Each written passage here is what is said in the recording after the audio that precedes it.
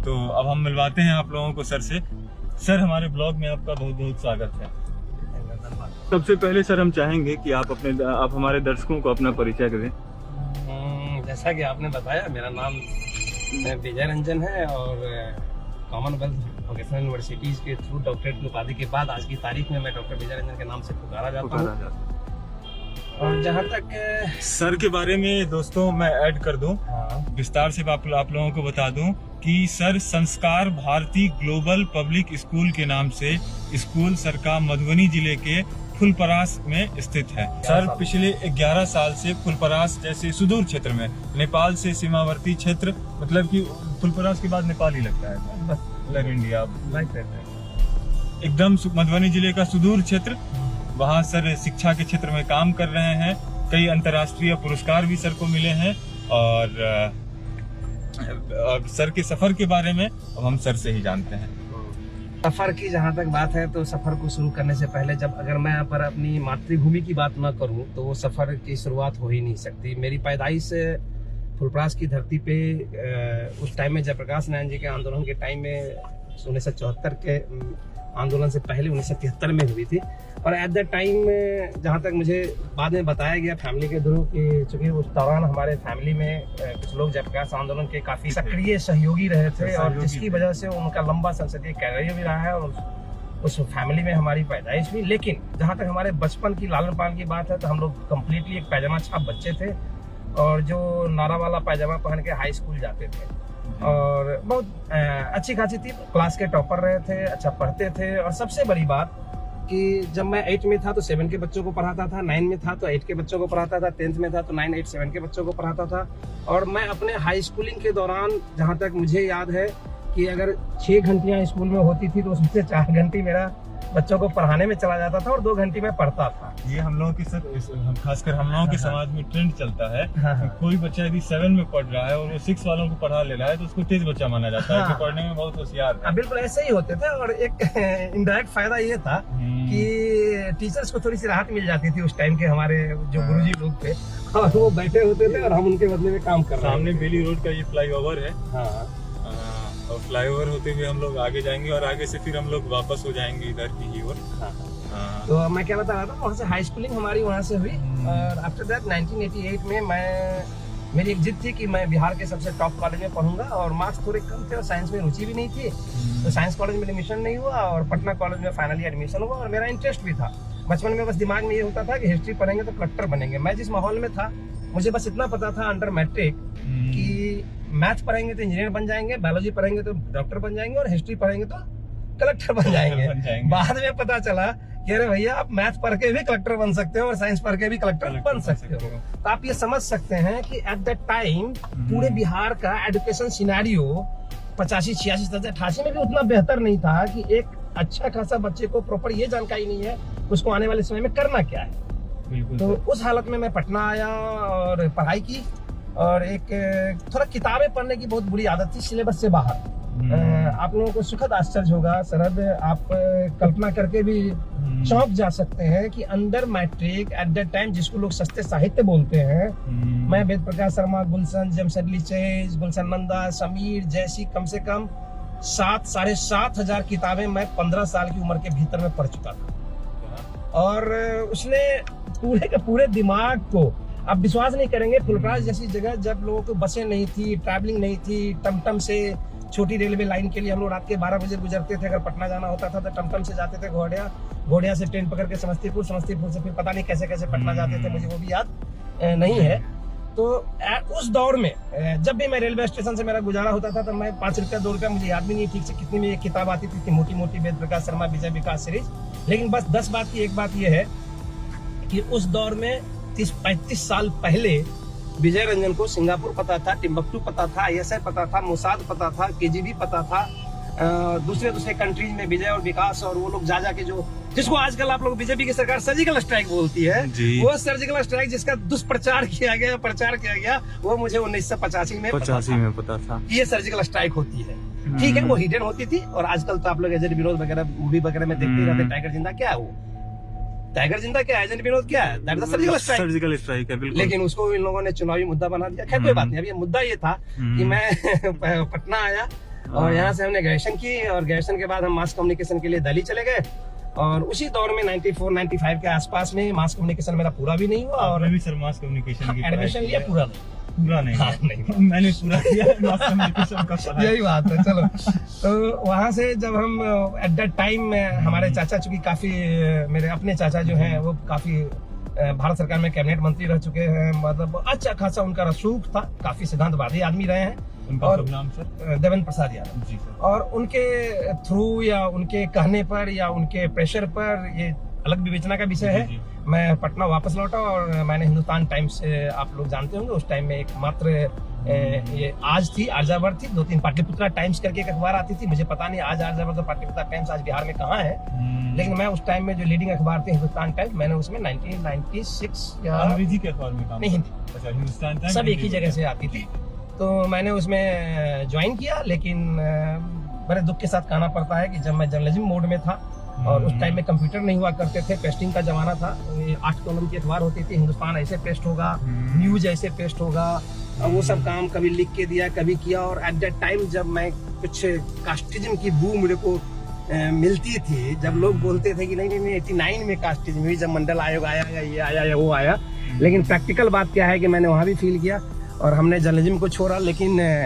मेरे से इम्प्रेस थे लोग, क्योंकि वहाँ हमारे जो इमीडिएट बॉस थे, मैं उन लोगों का भी बहुत ज्यादा नाम लेना नहीं चाहता हूँ, लेकिन बहुत सारे लोग थे, पुनीत जी थे, शेखर जी रहे नहीं, सुरेश चचान थे, बाद में वो लोग बड़े बड़े मीडिया घराने के बिहार हेड बने, लेकिन उन लोगों का मैं इतना चहेता बन गया कि मुझे वहाँ से निकलने में बना नहीं। और मैंने करीब 5 साल के आसपास मैंने वहाँ ड्यूटी की और काफी कुछ सीखा। 5 साल आपने बतौर पत्रकार? नहीं, पहले पत्रकारिता से शुरू की, लेकिन वहाँ पे पंगा ये हुआ कि लोग दूसरे थोड़ा, आपको मैं क्या बताऊं, मैं बताना नहीं चाहता हूँ, लेकिन जो एक बैकवर्ड फॉरवर्ड टाइप का माइंडसेट होता था, वहाँ पे मेरी पटरी नहीं बैठी, वो मेरे को रेस्पॉन्स नहीं मिलता था, मेरी ब्रिलियंसी को लोग जब तजब्बो नहीं देते थे। और जबकि मैं ये चाहता था हमेशा कि आप मेरे काम को देखो, मेरे नाम या मैं किस बैकग्राउंड का हूँ उससे आपको क्या लेना देना है। मैं आगे चलते चलते बताऊंगा कि जातिवाद का अगर कोई धूर विरोधी है इस भारतवर्ष में या बिहार में या हमारे देश में, तो उसमें से एक नाम डॉक्टर विजय रंजन का भी होगा।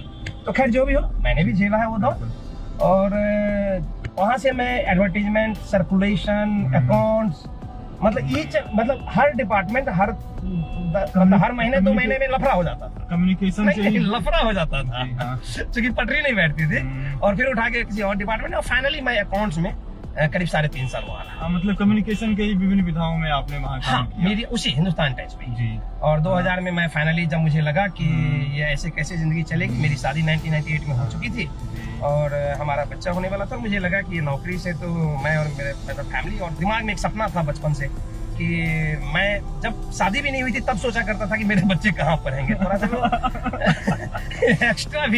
एक्स्ट्रा विजनरी माइंडसेट कि जब शादी क्या मतलब पता भी नहीं था, बेटा होगा बेटी होगा, कुछ नहीं, शादी भी नहीं हुई थी, उस टाइम पे भी सोचता था कि मैंने पैजामा छाप बच्चा है, लेकिन मैं अपने बच्चों को, खासकर जब पटना आया ना 88 में, 15-16 साल का बच्चा जब इंटर में पटना आया, तो कुछ वो जो वेल ड्रेस्ड बच्चों को देखा जिंदगी में पहली बार कि ये सूट बेल्ट टाई वो। अच्छा सर, पटना है तो उस टाइम में कौन सा मूवी हॉल था, सिनेमा देखने? हाँ, वेरी गुड। मैं सिनेमा का इतना शौकीन था कि ऑलमोस्ट एवरी डे सिनेमा देखता था। अच्छा, उस और मोना, तभी आप पत्रकार बने। राइट। मोना जी, एल्फिंस्टन, जो आज की तारीख में आप जानते ही हैं, पटना के लिए वो प्रीमियर करके बदल चुका है। अप्सरा थी जो आज की तारीख में एलिमेंट्री के रूप में बदल चुका है, अप्सरा सिनेमा हॉल। उस दौर का सिनेमा में कैसे सिनेमाज लगते थे, कैसे हॉल होते थे, और उस दौर में और आज के समय में परिवर्तन क्या हुआ? हॉल तो ऐसा था कि अगर एक आध हॉल, अच्छे हॉल को छोड़ दो तो बाकी हॉल में अगर आप 3 घंटे के लिए सिनेमा देखने बैठे हैं तो 13 को उड़ीसा आपको काटता था। Odisha, you know? हाँ सर, वो पहले घुसता था, अब उड़ीस और मच्छर तो नहीं पता, उड़ीसा काटा करती थी, खासकर दरभंगा का हॉल हो, चाहे मधुबनी का हॉल हो, चाहे पटना का हॉल हो। पहले स्टेशन सब पर भी रेलवे वगैरह के बर्थ में उड़ीस रहता था। हाँ, उड़ीस काटता था, और मुझे बाद में पता चला जब काट कूट के खराब कर दिया तब पता चला। दर्शकों को बता दें कि उड़ीस एक टाइप ऑफ ब्लड सकर्स होते हैं जो खून चूसने का काम करते हैं, और जनरली गद्दा वगैरह में वो अपना घर बना लेते हैं। और सिनेमा हॉल के गद्दों में उड़ीसा अक्सर पाए जाते थे, इसमें कोई तो बात नहीं है। सर, अब हम आपसे जानना चाहेंगे कि अचानक पत्रकारिता का फील्ड छोड़कर शिक्षा के क्षेत्र में आप मूव कर गए, ये कैसे हुआ? पत्रकारिता और फिर से, जैसा कि मैंने आपको बताया कि मैं सोचा करता था कि मेरे बच्चे बहुत अच्छे माहौल में पढ़ें, तो पता नहीं क्यों उस एज में मुझे, यंग स्टेज में मुझे ऐसा लगा कि ये नौकरी मेरे लिए मुफीद नहीं है। मैं यहाँ जिंदगी भर काम करूंगा तो कहाँ जाऊंगा। अलग बात है कि कुछ लोगों ने मुझे ये बताया था कि जिस तरीके से, जिस शिद्दत से आप काम करते हो, कल को जीएम बन जाओगे। अब मुझे नहीं पता, मेरी गलती। कुछ लोग बोलते हैं कि आपने गलत डिसीजन लिया, लेकिन मैं आज भी सोचता हूँ कि अगर मैंने वो डिसीजन नहीं लिया होता तो आज कम से कम हमारे इलाके के हजारों बच्चे, हजारों चीजें, हजारों सामाजिक वर्क्स जो मैंने किए, तो वो सारी चीजों से वो इलाका हमारा मरहूम रह जाता। तो मैं वापस लौटा। एक्चुअली मैं फुलपरास पहुंचा वापस, और मुझे नहीं पता था मुझे करना क्या है। हमारे पापा का ऑलरेडी ट्रेडिशनली बहुत सारे ईट उद्योग वगैरह थे, वो ऑलरेडी कॉन्ट्रैक्ट्स वगैरह में बहुत सारा काम करते थे, तो काफी ठीक ठाक वो संपन्न गियर में ऑलमोस्ट जा चुके थे। जो बचपन हमने देखी उसकी तुलना में जो हमारी जवानी का दौर था वो बहुत ही अंतर धीरे धीरे आ रहा था, क्योंकि सारी सोसाइटी धीरे धीरे बदल रही थी। ऐसा नहीं कि पर्टिकुलर एक व्यक्ति बदल रहे थे, एक आदमी बदल रहा था, चीजें बदल रही थी। लोग साइकिल से मोटरसाइकिल पे आना शुरू हो चुके थे, लोगों का बदल हाँ लोगों की। नहीं तो एट दैट टाइम मुझे याद है कि जब मैं मैट्रिक के आसपास था तो मेरे पापा जब मेरे घर में BSA SLR की साइकिल आई थी तो उसकी उतनी पूजा हुई थी जितनी पूजा जब मैंने सुमो खरीदी थी नहीं हुई थी। तो एक दौर था, लेकिन ये परिवर्तन सिर्फ मेरे घर में नहीं, मेरे परिवार में नहीं, अगल बगल हर सोसाइटी में धीरे धीरे हो रही थी। खैर जो भी हो, तो मैं वहाँ वापस लौटा और मुझे एक ही बात दिमाग में आई कि मैं अपने विरासत को आगे नहीं बढ़ाऊंगा। मतलब मुझे कभी कभी मुझे बहुत दुख होता है, लोग बोलते हैं आप फलाने बाबू का बेटा है, फलाने बाबू भतीजा, इसीलिए आप ऐसा कर रहे हो। और इसकी सबसे पहली साइन ये थी कि जब मेरे पापा ने काफी अथक मेहनत की, इस लड़के को किसी तरह ले जाके जब नौकरी छोड़ के आ ही गया है, बीवीदार करते हैं, सॉरी बीवी बच्चेदार है, बच्चे वाला है, तो इसको कहीं कुछ करना चाहिए। तो मैं वहाँ गया, 1-2 दिन बैठा और मुझे लगा कि नहीं, मैं इसको तो मॉडरेट कर दूंगा, 1-2 चिमनी को मैं 5-10 चिमनी बदल दूंगा, लेकिन मैं रह जाऊंगा उपेंद्र बाबू का बेटा ही, चूंकि मेरा काम नहीं। तो मैंने वहाँ पे रिफ्यूज कर दिया। पापा लोग बहुत परेशान रहते थे, पता नहीं अब इसका भविष्य क्या होगा। और मैं करीब 1 से 2 साल तक, आप विश्वास नहीं करोगे, पता नहीं मुझे बोलना चाहिए नहीं बोलना चाहिए, बहुत लोगों के लिए अनयूजुअल हो सकता है, लेकिन मैं प्रैक्टिकल बता रहा हूँ। पापा मेरे घर से निकलते थे और मैं और हमारी 4-5 लोकल लोगों की टोली बैठ के 29 पे बैठ जाता था। कुछ लोग समझेंगे, कुछ लोग नहीं समझेंगे। राइट। और खासकर हम लोगों की तरफ ताश बहुत ट्रेंड में आता है। दिन भर ताश खेलता था और पॉलिटिकल लोगों को कर जाता रहता था। मेरे घर के लोग हो या घर के बाहर के लोगों के, अरे तुम लोग समाज के लिए कुछ नहीं करते, तुम चमचा है, तुम ये है, तुम थाना पे दलाली करते हो, या मतलब ये सारी चीजें मुझे उस स्टेज में भी, मैं जबकि ना नौकरी रही थी हाथ में और ना मेरे पास कुछ था, फिर भी मैं ये चीजें करता रहा। Thank God. सर बीच में मैं आपको टोकूंगा, दर्शकों को एक खास बात बता दें कि जैसे आज के दौर में स्मार्टफोन, मोबाइल आ गए हैं, लोग मोबाइल में लगे रहते हैं, उस दौर में ऐसा कुछ था नहीं कि लोग खुद में खो जाएंगे। उस जमाने में ट्रम्प कार्ड, हम लोग जब बच्चे थे ट्रम्प कार्ड खेलते थे सर, और मैंने अपने गाँव में देखा है, अपने नानी गाँव में देखा है, और मैंने हम लोगों ने अपने समाज में देखा है। बिल्कुल सर, ताश के बारे में बता रहा हूँ सर, कि आज जहाँ लोग सेपरेट हो जाते हैं, बंद कमरे में चले जाते हैं, खुद को बंद कर लेते हैं, टीवी के बीच में 4 खेलने वाले 14 दर्शक होते थे। हमारे गांव के बीच में 4-5 घर पर जो एक दलान होता था, दलान पर लोगों की जमघट लगती थी, लोग एक दूसरे से विचारों का आदान प्रदान होता था। वो चौपाल की संस्कृति तो भूल जाओ, खत्म हो गया, भूल जाइए। बिल्कुल सही है। एक बेहतर समाज के निर्माण के लिए वो कहीं न कहीं उपयोगी था सर। नहीं बिल्कुल, लेकिन वो चौपाल की संस्कृति को आप भूल जाइए। चौपाल या दलान या जो भी हम लोग कहना चाह रहे हैं, वो संस्कृति ऑलरेडी खत्म हो चुकी है। छोटा प्लेइंग कार्ड क्या, आप कल्पना करो एट दैट टाइम जब 7:30 में प्रादेशिक समाचार सुनने के लिए रेडियो के इर्द-गिर्द 25 आदमी जमा हो जाते थे। अब महाभारत की बात छोड़ो, जब महाभारत आई, रामायण आई, वो ब्लैक एंड व्हाइट बक्सा वाला टीवी आया, वो सारी चीज हमारी आंखों के सामने ही गुजरा है 86, 87, 88, 80 के आसपास, 90 के आसपास। खैर, तो मैं जब वहाँ ताश खेलता था और एट दैट टाइम मेरे मन में बस एक ही बात था, काम करूंगा तो बड़ा। पापा बोलते थे ये दुकान खोल लो, एक बिजनेसमैन, अगर आप नौकरी नहीं करते तो फिर धंधा करोगे, किराना खोलोगे, रेडीमेड खोलोगे, बड़ा सा होलसेल खोलो, रिटेल खोलो, कुछ भी खोलो, तो पैसे कमाने के लिए कुछ तो करना होता है चूंकि। लेकिन मैं बोलता था नहीं, मैं काम कोई बड़ा सा करूंगा, बिग एकदम। और एट दैट टाइम ताश खेलने के दौरान ही एक बंदा उठा के मुझे नेटवर्क मार्केटिंग की एक नंबर 1 कंपनी थी एमबे, उसमें लेके जाके डाल दिया। और हमें नहीं पता था, हमने उसको इसलिए ज्वाइन किया, मुझे बोला गया 4500 रुपया लगेगा। मेरी मम्मी ने पूछा कितने पैसा लगता हो, तो हम कहले 5000। और प्रैक्टिकल बात यह है कि मेरा फोकस उस टाइम यही बात था कि 45 टका तो फला आदमी को दे देवे, 500 टका से हमारे 5 दिन गुजारा चल जाते। हम उस कंपनी को ज्वाइन करने के लिए हमने नहीं लिया। मुझे बड़ा खुशी होती थी करीब 1 महीने 2 महीने तक कि मैंने अपनी मम्मी को 5000 रुपया का चूना लगा दिया।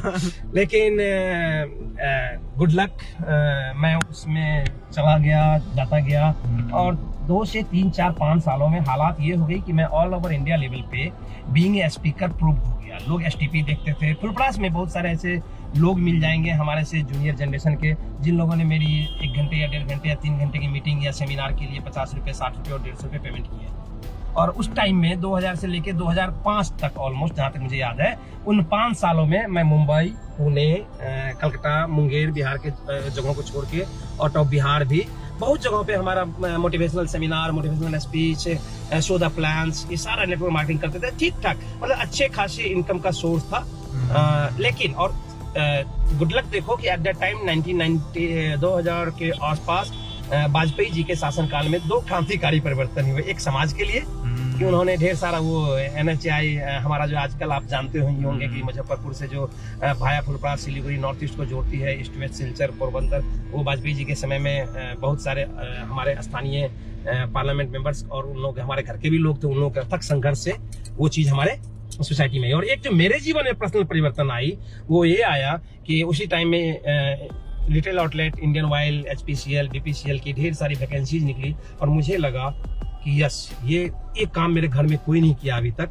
विजय रंजन के लिए मुफीद काम है। और मैंने और ना देखा तो पूरे बिहार में मुजफ्फरपुर, समस्तीपुर, झंझारपुर, मधुबनी, घोघडिया, विदेशर स्थान, उस टाइम में, आज पता नहीं आज के डेट में हाईवे बनेगा, विदेशर स्थान शायद विलुप्त हो गया, विदेशर स्थान शायद हाईवे से थोड़ा सा अंदर चला गया, बहुत फेमस जगह थी। मैंने कम से कम 8 जगहों पे अप्लाई किया और फाइनली हमारी एक टीम, हमारे एक लोग के नाम पे झंझारपुर में एक इंडियन ऑयल का रिटेल आउटलेट आ गया और मैंने उसका प्रबंधन संभाल लिया 2001 में। लेकिन एक तरफ 2001 में मैं इंडियन ऑयल का पेट्रोल पंप से जुड़ा हुआ था, साथ में मैं नेटवर्क मार्केटिंग या मार्केटिंग की जो एक मोटिवेशनल स्पीकर की टीम होती है, जो बिजनेस की टीम होती है, उसके साथ भी काम करता रहा और चलता गया, आगे बढ़ते गए। और फाइनली 2008, 6, 7 में वो NHI BSE CNC ने कंपनी बनाई, मैंने 2-3 साल उसमें भी काम किया। और अमूमन आप अगर जाओगे मेरे घर के 50 किलोमीटर के दायरे में, फुलपरास के 50 किलोमीटर लेफ्ट एंड राइट, तो उस मास सड़कों की अर्थ फिलिंग मेरे द्वारा कराई गई थी as a BD contractor. Okay, ठीक है, लेकिन हर जगह मैं बेचैन था। इंडियन ऑयल में काम कर रहा हूँ, मुझे लगता था कितना भी ईमानदारी से काम करो तो लोग आपको चोर बोलेंगे। जब ठेकेदारी में आया तो मुझे लगता था कि मैं चोरी नहीं करना चाहता हूँ, तो हमारा ड्राइवर कहीं पे जाके चोरी कर रहा है कहीं ना कहीं। और जब आपके आंखों के सामने आपकी मेहनत की कमाई को कोई चोरी करना चाहता है तो आपके मुंह से अपभ्रंश भाषाएं निकल जाती है। तो मैंने एक देखा कि मेरी तो भाषा ही खराब हो गई। मैं तो आया था समाज में परिवर्तन, मैं तो समझता था मैं थोड़ा सा अपने आप को स्टैंड कर लूं, मैं समर्थ बन जाऊं और फिर लोगों के लिए काम करूंगा। क्योंकि देखो शरद, एक बात है, हमने कहीं पढ़ा था कि a poor man can not help another poor man. कभी भी एक असहाय व्यक्ति दूसरे असहाय व्यक्ति की मदद नहीं कर सकता। आपके कंधे पे सर डाल के आप दोनों एक दूसरे के साथ रो सकते हैं। मदद करने के लिए पहले मेरी एक फंडा थी कि अगर आपको किसी की मदद करनी है, अगर मुझे आपको 100 रुपए की जरूरत है, मेरे पास 1 से 1 होगा तब तो 100 दूंगा और 1 रुपए से अपना रोजी रोटी चलाऊंगा। अगर मेरे पास 80 रुपए है तो मैं आपको 100 रुपए दूंगा कहाँ से? सिंपल फंडा है। बहुत सारे लोग इसकी भी विवेचना करते हैं कि नहीं तो पैसे के पीछे भागता है। ठीक है, आपकी सोच है, आपको जो सोचना है सोचो। हम तो सीधा अभी ये भी बोलते हैं कि अगर आपको व्यवस्था में परिवर्तन चाहिए तो पहले सत्ता में परिवर्तन करो। वहां पे आप अगर नहीं होंगे ना तो आप व्यवस्था परिवर्तन की लड़ाई लड़ के झक के मर जाएंगे, नहीं होगा। बिल्कुल, खैर जो भी हो, हम ये किया, मतलब पेट्रोल पंप ये सब किया और फिर मन धीरे धीरे खिन्न हो रहा था। और उस एट दैट टाइम मेरे इस क्रम में मेरे 2 बच्चे हुए जो फुलपरास में पढ़ते थे और फिर मेरा वो जो एक था बिना बच्चा का सपना, अरे अब तो मेरा बच्चा हो गया। तो फुलपरास में देखा तो मैं 50-100 रुपए का कॉन्सेप्ट था उस टाइम में। प्राइवेट स्कूल सब छोटे छोटे लोग जो फेल्योर लोग होते हैं अपने जिंदगी में, जो कुछ नहीं कर पाते हैं, वो हर गाँव चौक चौराहे पे आप देखोगे कि एक पब्लिक स्कूल, प्राइवेट स्कूल बना के खोल के बैठ गया। क्या नाम है भाई? Saraswati public school. क्या नाम है तेरा? Madonna English school. आज तक मुझे ये पता नहीं चला कि मेडोना कौन है। मेडोना कोई शिक्षाविद था या मेडोना कोई डांसर सिंगर थे, लेकिन लोगों ने मेडोना स्कूल, मेडोना इंग्लिश नाम रख दिया। पेरेंट्स भी बता और जो आने वाला था, और पेरेंट्स भी बता और गार्जियन मतलब बच्चे भी। तो ये ट्रेंड चला रहा था सोसाइटी में और हम उस हालत में अपने बच्चों को लेके पटना आ गए। और वहीं से एक बहुत बड़ी क्रांति मेरे दिमाग में आई कि ठीक है, मैं सक्षम हो चुका हूँ, आज मेरे पास इनकम के सोर्स है। मैं 1 लाख 2 लाख 4 लाख महीना उस टाइम में कमाना शुरू कर दिया था। तो मुझे लगा कि मैं सक्षम हूँ तो मैं अपने बेटा को फुलपरास से उठा के पटना ला दूंगा। लेकिन हमारे बेटे से ज्यादा प्रतिभाशाली या मेरे बच्चे के जैसा प्रतिभाशाली है, या प्रतिभाशाली हो या ना हो, वो एक ऐसा व्यक्ति, एक ऐसा बच्चा जिसके फादर या मदर सक्षम नहीं है, आखिर उनके बच्चों को अच्छी शिक्षा कौन देगा? दूसरी तरफ सरकारी शिक्षण व्यवस्था इतनी बुरी तरीके से बर्बाद हो रही थी, इतनी बुरी तरीके से। आप इसमें सिर्फ सर इसको साइड दे दें हम लोग। चला जाएगा। हम तो किसी को रोके, हम तो अपना राइट हैंड पे जा रहे हैं ना। तो जैसा कि मैंने बताया आपको कि मैं अपने बच्चों को पटना के एक अच्छे स्कूल में एडमिशन कराया। तो मेरी मिसेज की भी पढ़ाई कुछ पेंडिंग रह गई थी शादी ब्याह के चक्कर में, तो उनका भी 2006 में लव मैरिज की थी, अरेंज मैरिज? लव मैरिज थी, बट कम्प्लीटली अरेंज मैरिज थी। Love cum arrange? Love with not arrange, love with completely arrange. अच्छा, हाँ, there is a difference. Correct term. हाँ, करेक्ट, हाँ, सही। तो मैं जब बच्चों को लेके पटना आया तो यहाँ पे पढ़ाई शुरू हुई। मिसेज की भी पढ़ाई पटना यूनिवर्सिटी से चलनी शुरू हो गई थी, और ऑलरेडी इनको भी मैंने लिटरा वैली स्कूल में डाला। वहाँ के डायरेक्टर ने मेरे बहुत बड़े लंबे लंबे वादे किए कि मैं पिस्टलग्राफी दूंगा, हॉर्सग्राफी, ये दूंगा, वो दूंगा। और मैंने देखा 7, 8 उस बंदे ने मेरे साथ धोखाधड़ी किया। मैं 8 में एक बार गया लिटरा वैली में कि डायरेक्टर सर ये तो Litera valley Patna Kumhrar mount Litera के बारे में पटना में एट दैट टाइम पहला कॉर्पोरल स्कूल खुला था, और मैंने टीवी पे ऐड देखा और मैं सीधे उसके पास पहुंच गया केबल टीवी पे, और उसने मुझे बोला ये दूंगा, वो दूंगा, और मोटा पैसा लिया एडमिशन के लिए, 40,000 1 लाख जो भी होता है एट दैट टाइम। लेकिन जब व्यवस्थाएं साल 1.5 साल के भीतर नहीं मिली, तो मैं जब उससे लड़ने के लिए पहुंचा, क्योंकि आपको बताया था हिंदुस्तान टाइम्स में भी अगर मुझे चीजें समझ में नहीं आ रही तो मैं हमेशा बगावत मोड में रहता हूं। सर, पत्रकार तो आप थे, पत्रकार का थोड़ा विद्रोही स्वभाव। जब मैं लड़ने के लिए पहुंचा तो उसने बोला, अरे विजय जी आपको क्या पता, स्कूल चलाओगे तो समझ में आएगा। अरे क्या बात है, कोई बात नहीं, ठीक है। वहां से मैंने गुस्सा आ गया, लेकिन एट दैट टाइम आप सितंबर के महीने में बच्चे को निकाल के तो बाहर नहीं ला सकते। सितंबर या अक्टूबर का महीना था, मतलब एट दैट टाइम आप कुछ नहीं कर सकते parents, as being a parents. आज तो मैं स्कूल का ऑलरेडी ऑनर हूँ, जो मैं बताऊंगा अभी। तो हम वहां से जब वापस आ रहे थे गांधी सेतु पे, तो मेरा एक दोस्त था पटना कॉलेज के जमाने का, जो बाद में जेएनयू चला गया, वो डीयू चला गया था, शंभू। उसने मेरे को फोन किया कि अरे विजय, करीब 19 सालों के बाद। बोला हाँ बोलो बोलो शंभू। तो मतलब क्या करते हो? तो बोला मैं तो जीटीवी का स्कूल चलाता हूँ, हाँ, हाजीपुर में। तो मेरे मुंह से बहुत ही गंदी शब्द निकली कि यार तुम सारे स्कूल के लोग जो होते हो चोर चट्टे होते हो, तुम लोग क्या जीटीवी के, एक जीटीवी का स्कूल वाला बेटा को झूठ सच बोल के फंसा रखा है। बोला नहीं तुम आओ मिलो। वहाँ मैं, मुझे याद है होलीडे इन में हम लोग मिले, और वहाँ पे मुझे पता नहीं कि एट दैट टाइम एक कलकत्ता में किसी जोनल आदमी से बात हुई, और मैं फिर घर चला गया। और 2 दिन के बाद मैं देखा कलकत्ता से एक आदमी आया मेरे पास और बोला कि आपने मुझे बोला था कॉल करना, आ जाओ, तो आप स्कूल खोलना चाहते हैं? हम बोले हाँ, तो ये लीजिए जीटीवी का फ्रेंचाइजी है, और ये ऐसे ऐसे, तो आपकी जगह कहाँ है? जगह मेरे पास है नहीं। तो उसने बोला कि यार जगह नहीं है तो 4,000 स्क्वायर फीट तो कम से कम चाहिए अगर आपको जीटीवी का फ्रेंचाइजी लेना है तो।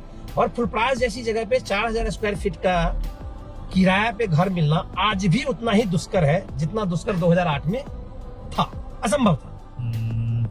तो मैं ऐसे ही बैठे बैठे, चूंकि एक जिद थी दिमाग में, वो लिटरा वैली का डायरेक्टर का था, तो हमने वहां से अपने डाइनिंग स्पेस से बैठे बैठे अपनी छत दिखाई आगे की, मतलब मेरे घर पे। ये छत देख रहे हो, करीब 36-37 स्क्वायर फीट होगा था। हाँ ठीक है, वही जगह पे चलो एग्रीमेंट करो। इसलिए तो खाली है सर, क्या आप मार्च तक रेडी कर देंगे? मार्च में सेशन स्टार्ट होगा। हाँ हो जाएगा रेडी। और बस एक झोंक था, मैंने वो रेडी कर दिया और मैंने उनके साथ आगे बढ़ गया। लेकिन जो दुर्भाग्य हुआ हमारा 2009, मुझे याद है 23 अप्रैल 2009 को पार्लियामेंट की चुनाव थी, और मेरे चाचा ऑलरेडी उस चुनाव में फिर से एक बार वो दावेदार थे, चुनाव लड़ रहे थे। और हम डीएम एसडीओ पूरा मधुबनी जिला में लोगों को बोलते रहे कि कम से कम मेरे को एक पोस्टर साटने दो, लोगों को पता तो चले कि फुलप्रास में कुछ अनहोनी होने वाली है या कोई अनोखा चीज प्रेजेंट हम करने जा रहे हैं। लेकिन हमें इजाजत नहीं मिली आचार संहिता के नाम पे। और फाइनली 23 अप्रैल को जब चुनाव खत्म हुआ, तो मुझे जहाँ तक याद है 30 अप्रैल या 1 मई को हमने स्कूल का ओपनिंग किया बड़े शानदार तरीके से। लेकिन गलती यहाँ पे हो गई कि मैं 2 बस, 1 मैजिक, थोड़ा बहुत, मतलब पूरा मुझे लगा कि मैं पटना फुलप्रास में पैदा कर दूंगा। करीब 50 से 60-70 लाख रुपया लगा के मैं वहां पे स्कूल खोल के बैठ गया, और बच्चे थे हमारे पास मई एंड में 11 महीने का 11 बच्चे अपने स्कूल की शुरुआत की। 11 बच्चे स्कूल की शुरुआत की। एवरी डे 40-40 किलोमीटर में जाके 2 बच्चे लेके आता था। एक दिन में जितना डीजल खर्चा होता था, और महीने का हम बच्चे से ट्रांसपोर्ट फी हम 500-1000 रुपया लेते थे। ऐसी तरह के सिनारियों में जब महीने का 1-2 लाख रुपया मेरा जाना शुरू हुआ, मैंने लोकल लोगों को इन्वॉल्व किया, टैलेंटेड लोगों को पकड़ा कि भरोसा करो विजय रंजन है, ये स्कूल चलेगा। घर से लेके बाहर तक चौक पे लोगों ने बोलना शुरू किया, बनाया मैंने बहुत जबरदस्त था। क्योंकि मैं पटना देख के गया था, मैं दुनिया देख के गया था, तो लोगों ने उल्टा प्रचार करना शुरू किया, शीशा का महल है, ये शीश महल है, ये व्हाइट हाउस है, लोग उसको राष्ट्रपति फला, बहुत अजीब अजीब टाइप से अमेरिका, मतलब लोग ग्रामीण माहौल में जो होता है वो होटल बना देना से हॉस्टल स्कूल चल जाता है, कहने वाले कहने वाले तो कहीं ना कहीं मायूस हो जाते थे। मेरा हर बंदा, हर ड्राइवर रोड पर से घूम के आता था, मालिक यो आए तना इना फलना बजे छा। एक जरूरी प्रश्न जो मैं करना चाहूंगा सर कि सर उस समय आप फुलपरास में मधुबनी जिले में शिक्षा की क्या स्थिति थी? सरकारी स्कूलों में कितनी पढ़ाई होती थी? सरकारी स्कूलों में पढ़ाई बिल्कुल खत्म हो चुकी थी। जो स्कूल आपके क्षेत्र में जो स्कूल में शिक्षक आते थे वो करते क्या थे? मेरे स्कूल में आपके इस गांव में, आपके समाज में जो सरकारी कहीं कुछ नहीं, 5-10 टीचर्स हैं, एक हेडमास्टर ने मैनेज कर रखा है, लोग एमडीएम में लगे होते हैं, लोग साइकिल में लगे होते हैं, लोग पोशाक में लगे होते हैं। स्कूल के टीचर्स की बहाली भी धीरे धीरे उधर, उस टाइम में तो थोड़ी बहुत बहाली ठीक ठाक थी, बीपीएससी लालू यादव के टाइम वाली, बाद में तो शिक्षा मित्र या मुखिया या सरपंच के थ्रू या क्या बोलते हैं, कॉन्ट्रैक्ट बेसिस पे जो बहाली होने लगी, 1-2 लाख रुपया मुखिया को पकड़ा दो, सरपंच को पकड़ा दो और वो शिक्षक बना दिया। वो कोई ऐसा घर नहीं होगा बैकवर्ड फॉरवर्ड, हर 1-2 घर के बाद आपको 1-2 आदमी उस टाइप के टीचर मिल जाएंगे जिसकी योग्यता नहीं है। अगर वो गलती से पढ़ाने की कोशिश करेगा हमारे नौनिहालों को तो वो नौनिहाल बर्बाद हो जाएंगे। तो सर पिछले 11 सालों में आपने अपने संस्थान के माध्यम से, अपने शिक्षा के माध्यम से अपने समाज में क्या क्या बेहतर काम किए हैं, कितना आपने समाज को बदला है और उस समाज में अब क्या नई दिशा और तो पहले तो हमारा हुआ क्या कि 2009 पूरा स्पॉइल हो गया जी, मतलब हम चाह के भी कुछ नहीं कर पाए। मैं पापा ने भी बोला कि पगलपंथी हो गया, ये गलत डिसीजन हो गया तुम्हारा, और हमने बोला अरे छोड़िए ना, 12 महीना 1.5 लाख रुपया महीना, 15 लाख एक्स्ट्रा जोड़ दो, 50 नहीं समझेंगे 65 लाख स्टार्ट किया, और 2009 में स्टार्ट नहीं किया, 2010 में स्टार्ट किया। लेकिन डायलॉग देना और उसको जमीन पे फेस करना, हार्ड डिफरेंस। तो हालात एकदम डिस्ट्राइंग, मतलब आप डिप्रेशन तो नहीं बोल सकते, लेकिन डिस्टर्बेंस एंड डिस्ट्रैक्शंस जरूर दिमाग में आ रहे थे। तो लेकिन मैं जिद पे रहा और फिर वही हुआ 2010 में संजोग देखिए, उसी बिल्डिंग में बिहार बोर्ड का एग्जाम सेंटर पर गया।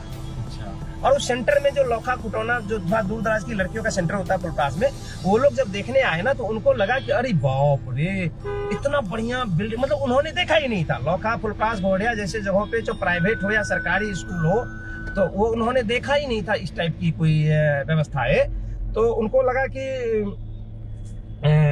बाप रे ऐसा है। और विश्वास करिए अप्रैल 2010 हमारे पास 2050 बच्चे थे, सॉरी 250 बच्चे थे। और फाइनली, और मैंने चीजें भी उसी तरीके से दी, बाहर से लोग लाए, दार्जिलिंग, नेपाल, जहां जहां से हुआ मैंने केरला से कनेक्ट किया, कुछ आउटसाइड टीचर्स लाए। वो अलग बात है, जब आउटसाइड टीचर्स लाए तो मुझे लगा कि नहीं, जब हम अपने जमीन पे आए हैं, जब हम अपनी मिट्टी की सेवा करने वापस लौटे हैं, क्योंकि जब मैं स्कूल का प्रोजेक्ट ले रहा था तो हमारे जो ससुराल पक्ष के लोग थे या हमारे जो पटना लेवल के दोस्त थे, वो हमें पटना में प्रमोट करते थे कि आप इन चीजों को पटना में लॉन्च करो। हमारे जो नजदीकी लोग थे वो बोलते थे कम से कम झंझारपुर, फुलपरास में स्कूल नहीं चलते, क्योंकि झंझारपुर हमारे यहाँ फुलपरास से बड़े सराउंडिंग का इलाका है। लोग मधुबनी तक के लिए बुलाए, लोगों ने दरभंगा तक में जमीन ऑफर की, लेकिन मेरी जिद थी कि मैं जहाँ पैदा हुआ, क्योंकि मेरा इमोशन तो वहां से जुड़ा हुआ, हमारी मिट्टी से जुड़ा हुआ है, तो हमने बोला नहीं, काम करेंगे फुलपरास में। तो उसका टफनेस हुआ। हो सकता है मधुबनी, दरभंगा, पटना में हम 1-2 साल में लाइनअप हो जाते। संसाधन पहुंचने में भी काफी समस्याएं आए होंगी, स्पेशली हर संसाधन जुटाने की जो चुनौती होती थी, छोटी सी छोटी, अगर हमें एक वर्ल्ड क्लास डस्टर चाहिए, अगर हमें वर्ल्ड क्लास मार्कर चाहिए, अगर हम ग्लोबल, अगर नाम हम रख लें संस्कार भारती ग्लोबल स्कूल, तो हम नौटंकी तो कर नहीं रहे, हम तो जेन्युइन तरीके से हम चाह रहे कि रियली हम ग्लोबल देंगे।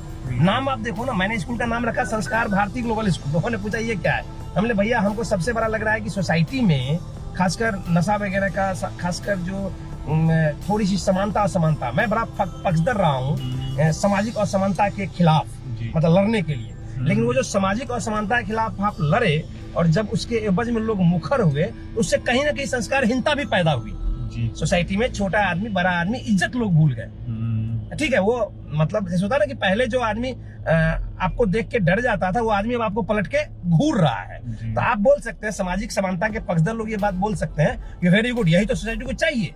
लेकिन कहीं ना कहीं इसका साइड इफेक्ट संस्कार पे भी सोसाइटी में पड़ा। तो मेरे दिमाग में सारी चीजें चल रही थी। उसी को बिल्डअप करने के लिए आप नाम रखा संस्कार भारती ग्लोबल। संस्कार भारत से भारती जी। और बहुत ज्यादा हम वो इंग्लिश मेडोना टोडोना के मोड में नहीं थे, तो एक ग्लोबल शब्द का प्रयोग किया। बहुत जगह पे देखा था international school, Trinity international school, अरे इंटरनेशनल तुम्हारा बेटा सर, तुम्हारा बच्चा, तो हमने कहा ग्लोबल रखो। इंटरनेशनल क्या होता है? अंतरराष्ट्रीय स्कूल। मतलब मुझे इस नाम से ही नफरत होगी, मुझे लगा ये फेक है।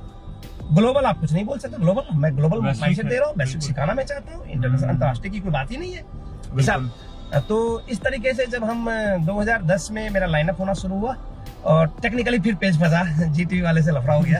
उन लोगों ने मुझे फिर सिखा दिया कि आप गलत कर रहे हो, ये कर रहे हो, वो कर रहे हो, आप 1 2 3 4 को क्यों पढ़ा रहे हो, भैया तुम छोड़ दो।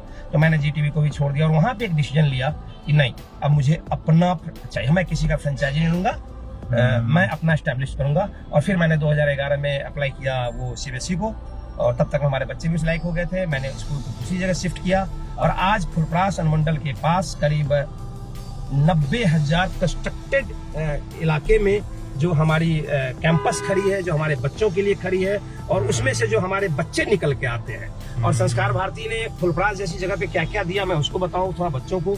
हमारे बच्चे पिछले करीब 7-8 सालों से कल्चरल एक्सचेंज प्रोग्राम के तहत, जैसे बिहार डीएनएच, बिहार हरियाणा, बिहार मुंबई, बिहार महाराष्ट्र, बिहार बंगाल, ऐसे करके हमारे बच्चे पहली बार, हमारे उस इलाके के ग्रामीण बच्चे जो घरों से आ रहे हैं, जो गरीब लोग हैं, जो कौन है हमारे बच्चे, हमारा मास लोग कौन है, वो कोई कारपेंटर का बेटा है, वो कोई बर्तन दुकानदार का बेटा है, वो कोई छोटे कपड़े दुकानदार का बेटा है, वो कोई टीचर का बेटा है, जिनको 6 महीना से नीतीश कुमार जी वेतन नहीं देते हैं। तो अगर 6 महीना से उनको वेतन नहीं मिला तो 6 महीना मेरे को भी पेमेंट नहीं किए।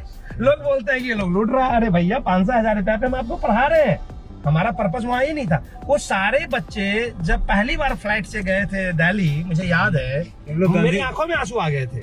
ये क्या हुआ? मैं तो फ्लाइट से जा रहा था, मुझे समझ में आ रहा था, मैं, मेरी बीवी, मेरे बच्चे फ्लाइट से मूव कर रहे हैं, मुझे समझ में आ रही थी। अब हमने अपने बच्चों को वैश्विक स्तर पे सींचने के लिए, ग्लोबल शेप देने के लिए, उसको दुनिया दिखाने के लिए कल्चरल एक्सचेंज प्रोग्राम के तहत पूरे देश का भ्रमण कराया है। मेरा सपना है कि बहुत जल्द वो दिन आएगा जब हमारे बच्चे इंटरनेशनल यात्रा पे, हमारे स्कूल के बच्चे, मैं कॉलेज की बात, अपने फुलपरास से बच्चे पूरे देश भर का भ्रमण करने के लिए जाते हैं। हाँ, वो तो हो रहा है, पिछले 5-6 सालों से हो रहा है। मैंने बताया आपको, महाराष्ट्र बाई ट्रेन, बस या नहीं, बाई फ्लाइट बच्चे। हाँ, क्योंकि मैं पहली बार एक बार लेके गया था इन लोगों को फ्लाइट से दिल्ली, और वापस लेके आया था ट्रेन से।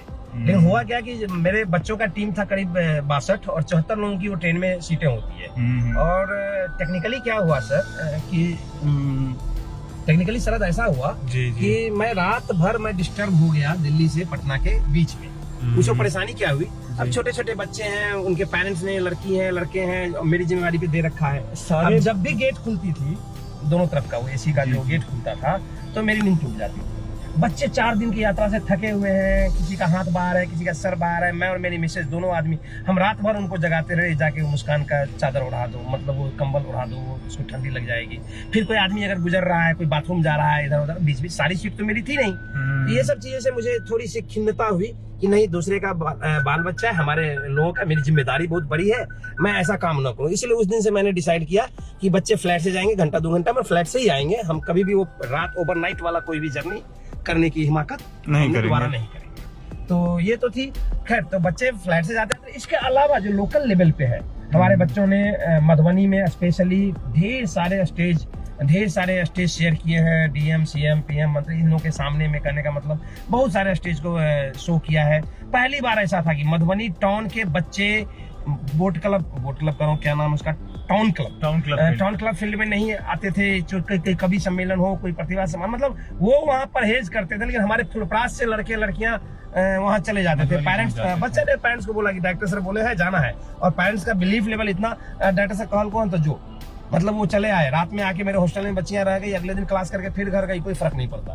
तो ये जो एक विश्वास कमाया हमने, एक जो ये पेरेंट्स को जो एक दिमाग में कमाया, और इससे जो मैंने बच्चों के अंदर जो चीजें दिखाई, अगर आप हमारे बच्चों के फोटोज, वीडियोज या हमारे वॉल पे जाओगे या उनको साक्षात जब देखोगे ना, तो आपको विश्वास ही नहीं होगा वो एक रिमोट इलाके के बच्चे हैं। मैं चैलेंज कर रहा हूँ, मैं अपने बच्चों का फेवर नहीं कर रहा हूँ कि पूरे भारत वर्ष में, छोटी सी बात समझो सर, मेरे 2 बेटे हैं, मेरी लड़ाई शुरू हुई लेटा वैली से, जिसके एवज में खुल गई संस्कार भारती ग्लोबल स्कूल हमारे समाज के बच्चों के लिए। लेकिन उसी क्रम में मैं उस स्कूल में तो अपने बच्चों को रखा नहीं, हमारे दोनों बच्चे चले गए सनावर, वो इंडिया का टॉप 3 हेरिटेज स्कूल है, 1847 का स्कूल है, 172 साल हो चुके हैं उसके, 173 साल पुराना स्कूल है। सरावर हिमाचल प्रदेश। हाँ, सरावर हिमाचल प्रदेश, कसौली, कसौली मतलब वहाँ, वहाँ का हमारा दोनों बेटा वहीं का प्रोडक्ट है। तो और उस क्रम में मैंने कम से कम जब स्कूल खोल रहा था और अपने बच्चे के लिए एक स्कूल की तलाश कर रहा था, तो उस क्रम में मैंने पूरे भारतवर्ष के सारे स्कूलों का भ्रमण किया। करीब 1 लाख रुपए का प्रोस्पेक्टस खरीदे हमने, क्या दून, क्या वेलम, क्या मेयो, क्या शेरवुड, क्या नैनीताल, चेन्नई, बेंगलोर, सनावर, वो शिमला, बिशप स्कॉट। ऐसे मतलब ऐसा नहीं है कि मैंने स्कूल यूं ही खोल दिया, उसके पीछे मैंने बहुत सारा रिसर्च किया था। तो जो चीजें मैं अपने बच्चों को देख रहा था कि 50,000 रुपया महीना में जो चीज हमारे बच्चे को मिल रही है, वो मैं यहाँ पे 1,000 रुपया में देने की कोशिश कर रहा था। क्योंकि हम ग्रामीण में, तो हमारा पर्पस पैसा नहीं था, हम सिर्फ सोच रहे थे कि शिक्षा ही एक ऐसा विफन है जो ये जहालत जो समाज में पैदा कर दी गई है नेता वर्गों के द्वारा या पार्टियों के द्वारा, ये जो जाति धर्म और जो संकुचित चीजें टाइप की गई है, मेरे दिमाग में एकदम कॉन्सेप्ट बैठ गया था कि शिक्षा इन चीजों को दूर करेगी। शिक्षा के माध्यम से समाज को और शिक्षा के लिए आप अगर उचित शिक्षा नहीं देंगे तो फिर आपके समाज में हर साल लाखों बच्चे मैट्रिक पास करते हैं, इंटर पास करते हैं, ग्रेजुएट पास करते हैं, लोग डबल एमए हैं लेकिन उनको आता जाता कुछ नहीं है। तो वो शिक्षा की मैं बात नहीं कर रहा हूँ, सॉरी। मेरी शिक्षा का मतलब नीतीश कुमार भी बोल सकते हैं, देश के सारे लोग बोल सकते हैं कि मेरा शिक्षा रेट ये है, मेरा शिक्षा दर ये है, इतने लोग पास कर रहे हैं, इतने लोग मैट्रिक कर रहे हैं, इतने लोग इंटर कर रहे हैं। भैया वो जो 1 लाख लोग मैट्रिक कर रहा है, आप एवरेज पकड़ो, उसमें से अगर 99,000 लोग की योग्यता को परखी जाएगी तो वो उस योग्यता की कसौटी पे खड़ा नहीं उतरेंगे। दोस्तों मैं दुर्भाग्य था। दोस्तों मैं सर के बात से टोटली एग्री करता हूं। आज बिहार के बारे में कहा जाता है कि बिहार में जाति के नाम पर वोटिंग होती है, या बिहार के वर्तमान चुनावी परिदृश्य को देखें तो जितने भी युवा के नाम पर सामने आ रहे हैं, चाहे विपक्षी दल में हो या सत्ता दल में हो, चिराग पासवान हो, लालू यादव की बेटी तेजस्वी यादव हो, तेज प्रताप यादव हो, सब कहीं ना कहीं युवा तो हैं, लेकिन उनको राजनीति विरासत में मिली है। उनकी पहली एम्बिशन कुछ और थी। तेजस्वी यादव क्रिकेटर बनना चाहते थे, चिराग पासवान अभिनेता बनना चाहते थे, लेकिन वो कहीं ना कहीं अपने सपने को पूरा नहीं कर पाए। तो चूंकि पिता राजनीति में थे तो खुद राजनीति में आ गए, एक बेहतर उनको ग्राउंड मिल गया। लेकिन जमीन पर कहीं ना कहीं हमारे समाज में पॉलिटिकल लिटरेसी का अभाव है। लोग नहीं जानते हैं कि किस तरीके से सही कैंडिडेट को चुना जाए। तो पॉलिटिकल लिटरेसी बढ़ेगा कैसे, ये सबसे बड़ा प्रश्न है आज के समय में सर हमारे बिहार के लिए। तो जाहिर सी बात है कि पॉलिटिकल लिटरेसी सुदूर क्षेत्रों में भी कैसे बढ़े, इसके लिए एक ही हथियार है शिक्षा, जो वो भी योग्य शिक्षा, मतलब जेन्युइन शिक्षा। जी, ये शिक्षा नहीं, आप एमडीएम के नाम पे घोटाले किए जा रहे हो, आप साइकिल पोशाक के नाम पे ड्रामा पसा रहे हुए हो। हमें एमडीएम नहीं था, हमारे टाइम में एमडीएम नहीं थी, हमारे टाइम में कुछ भी नहीं था हमारे टाइम। फिर भी आप हमसे बात करोगे तो हम तीता अंतिश चीता था हम या बाम संस्कृत से लेके tan theta sine theta cos theta से लेके कोई भी सब्जेक्ट पूछो मैं बता दूंगा सर। अच्छा, एक आप शिक्षा के क्षेत्र से जुड़े व्यक्ति हैं सर, मेरा एक निजी प्रश्न है आपसे कि जब मैं इतिहास की किताबों को पढ़ता हूँ तो देखता हूँ कि रामानुजन हुए, आर्यभट्ट हुए, बहुत सारे वैज्ञानिक हुए जिन्होंने मानवाधिकारी किया है, शिक्षा के क्षेत्र में नए नए प्रयोग किए हैं, आविष्कार किए हैं, ज्योति बसु रहे हैं। लेकिन वर्तमान परिदृश्य में सर इतनी महंगी शिक्षा हो गई है, लाखों करोड़ों खर्च करके बच्चे पढ़ रहे हैं, लेकिन बावजूद इसके सर हमारे बच्चे कुछ इनोवेशन, कुछ एक्स्ट्रा। बहुत बढ़िया आपने बात बताया। मैं इस मैटर पे अगर आप मेरे पिछले 4-5 वीडियो में आपको उपलब्ध करा दूंगा। मैं चिल्ला के बोल चुका हूँ कि संभव हो गाड़ी के अंदर की लाइट ऑन हो सकती है। हाँ, क्योंकि लाइट शायद कम हो गया। लाइट ऑन कर दो हमारे। हाँ सर, तो मैं क्या बता रहा था कि अच्छी बात आपने बताई कि शिक्षा महंगी या ये वो। मैं एक सच्चाई बताऊं, जितना बजट सरकार एक अपने स्कूल में, अगर उसकी पूरी बजट देखोगे, एक स्कूल में टीचर से लेके संसाधनों तक, बिल्डिंग बनाने के नाम पे से लेके नौटंकी तक, भले वो बिल्डिंग गिर जाए, बिल्डिंग 2 नंबर का बना दे, 3 नंबर का बना दे, जितना खर्च वो लोग करते हैं, सिर्फ अगर उन चीजों को ट्यून करके ईमानदारी से लागू कर दिया जाए तो आप विश्वास रखिए किसी भी प्राइवेट स्कूल की जरूरत ही नहीं है। शिक्षा महंगी कहां से होगी? मैं अपना स्कूल बंद करने के लिए तैयार हूँ।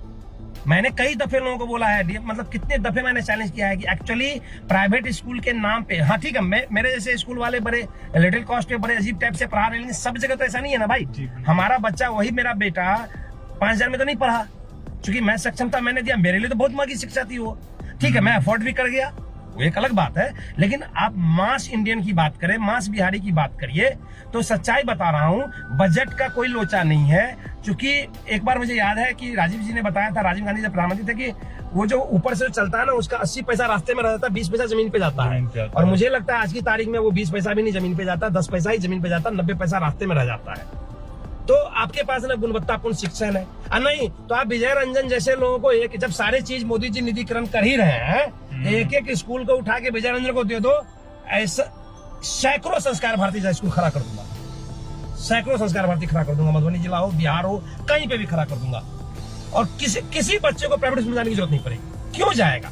आप बताइए हमको, अगर हमारे गांव की सुगापट्टी की एक बच्ची है मुस्कान, अगर उसके फादर सक्षम नहीं है, उनको हर 6 महीना पे मेरे पास निहोरा रोना पड़ता है, सर अखनी पाइन नहीं हते, बाद में दे देवे, अगला साल सर एकरा माफ कर दियो, ई फी माफ कर दियो, और हम लोग माफ करते हैं, ठीक है। लेकिन मैं ये कह रहा हूँ कि अगर उसके घर के बगल में सरकारी स्कूल में वो बच्ची जाके उतने ही अच्छे तरीके से पढ़ाई कर सकती है, तो व्हाई वो सुगापट्टी से फुलपरास आएगी संस्कार भारती पढ़ने? क्या जरूरत है उसको संस्कार भारती? जो गरीब के बच्चे होते हैं, गरीब घर के या मिडिल क्लास परिवार के बच्चे होते हैं, चाहे प्राइवेट स्कूल हो या सरकारी स्कूल में हो, अपना पढ़ाई करते हैं, मिडिल क्लास जो भी स्कूल हो जाते हैं। लेकिन जो अपर क्लासेस हमारी सोसाइटी है, हाई अपर क्लास सोसाइटी है, उसके बच्चे लाखों रुपया महीना कॉलेज की फीस होते हैं। ऐसे कई सारे इंटरनेशनल स्कूल्स हैं। खैर मैं तो प्राइमरी शिक्षा पे था। जी सर, लेकिन मैं शिक्षा के ऊपर बात कर रहा हूँ सर, जो लाखों करोड़ों वाले स्कूल है। और ये सवाल आपसे चीजों को भी लाइन अप की जा सकती है। आपसे ये सवाल इसलिए है सर क्योंकि आप इस क्षेत्र से जुड़े व्यक्ति हैं। आप सीधी बात समझो सर, जी सर। उन चीजों की मैंने उस पर बहुत ज्यादा रिसर्च नहीं किया है। मैं मतलब मुझे फेंकने की आदत है नहीं, मैंने उस पर रिसर्च नहीं किया। लेकिन मैं एक लाइन में नटन सेल में ये बता सकता हूँ कि इमेजिन करो, मैं छोटे लेवल पे जो मैंने देखा है जिंदगी में, इमेजिन करो LS कॉलेज मुजफ्फरपुर, इमेजिन करो मरवाड़ी कॉलेज दरभंगा, इमेजिन करो देवर कॉलेज घोड़िया, इमेजिन करो बेनीपट्टी में कोई कॉलेज है, इमेजिन करो मधुबनी में 4-5 कॉलेजेस है। अगर उनके हालात बिल्कुल सही तरीके से, उनको विस्तार देके, उनको बजट सही तरीके से, जबकि मेरा मानना यह है कि उतनी बजट शायद रिलीज होती है, वो बजट कहाँ जाती है और क्यों नहीं लोग डिसिप्लिन तरीके से और सिस्टमैटिक तरीके से टीचर या प्रोफेसर या लेक्चरर पढ़ाई कराते हैं, इसकी जिम्मेवारी सरकार की होगी। हर चीज की जिम्मेवारी नागरिक की नहीं होती है। तो मेरे विचार से ये सारी चीजों को बंद किया जा सकती है और प्राइवेट स्कूलों, प्राइवेट कॉलेज, प्राइवेट यूनिवर्सिटी के दायरे को सीमित किया जाए।